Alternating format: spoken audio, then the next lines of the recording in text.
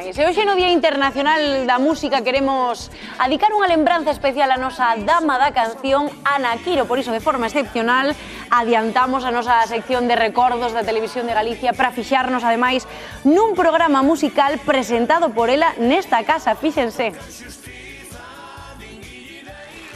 Cando Ana Quiro debutou como presentadora do seu propio programa semanal na TVG, xa levaba décadas nos escenarios.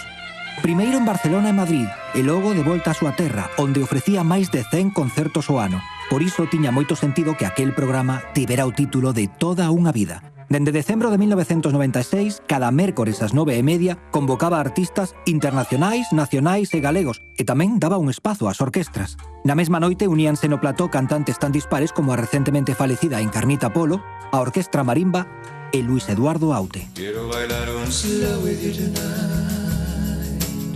Foi neste gran plató onde amosou tamén as súas dotes como entrevistadora, que tanto aproveitaría posteriormente para as testemunhas en Tardes con Ana. Tires unha muller moi temperamental no escenario. Na túa vida privada eres así tamén torbellino? E por suposto tamén lle daba ao seu público o que quería, as súas cancións. É como cousa de encantamento, fun polo aire, vin polo vento.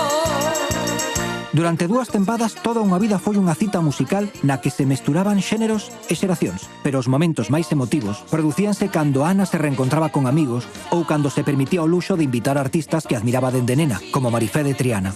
Ana non ocultaba as súas emocións e esa foi unha das claves do éxito. A boa audiencia fixo que a Televisión de Galicia pensara nela para as súas tardes. Na nosa televisión, na televisión de todos os galegos. Toda unha vida finalizou en 1998 para dar paso a esa nova etapa televisiva de Ana. Cando faleceu en 2010, Galicia enteira chorou, pero a súa música segue presente. Gracias por estar aí, moi boas noites e un biquiño moi forte. Gracias! Carlos, queres lembrar con nos momentos entrañables? Pois sí, de verdad que me apetece moito. No sé si me vas a creer lo que te voy a decir, pero hoy es... Estamos vendo a Marifé de Triana con Ana, Dios mío, a súa ídola de toda a vida. O sea, facían galas en Barcelona, bolos, que ali se decían bolos, e cando iba con Marifé de Triana decía esto, tería que pagar por cantar con Marifé, sí. Déixame primeiro, non lle vou tocar a ele, voulle tocar solo o micro, con permiso. A ver, gustaballe mandar. E mandaba ben, ademais, eu era un mandado. Estou de novo con todos vostedes, intentando entrar nos seus fogares cada tarde. Guapísima, non? Ese día recordo falar con ela, non? Decir, Carlos, isto é o meu, isto é o que quero. Sentirse unha reina, unha diosa, de verdad. Nunca pude pensar, queridinho, que ti me agardas. Dios, hai que ver, que sorte tiven na vida, que sorte, o sea, que muller maravillosa, de verdad, síntome tan afortunado. Tivemos moitos anos de amor, pero foron maravillosos. E que me dedicara esta canción tan linda, non? Gracias pola canción, de verdad.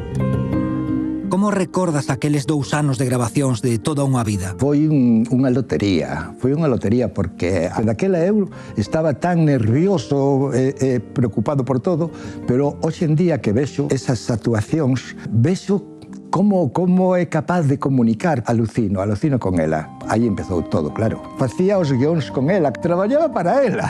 Grazas ao éxito de Toda unha vida, tivo o seu propio programa diario. Foi importante para ela? Moi importante. Pensaba máis na televisión que en ningunha outra cousa. E ademais, como era tan querida, tiña tan boas audiencias, era un luxo. As cámaras a querían. Carlos, ti viviches o propio luto e tamén o luto de Galicia. Pois si, os loitos duran o que duran, ás veces 6 meses, a veces 1 ano, pero que pasei 10 anos chorando por ela, e a partir de hai 5 anos, pois empecé a vivir. Que é o que máis botas de menos de Ana? Os seus picos.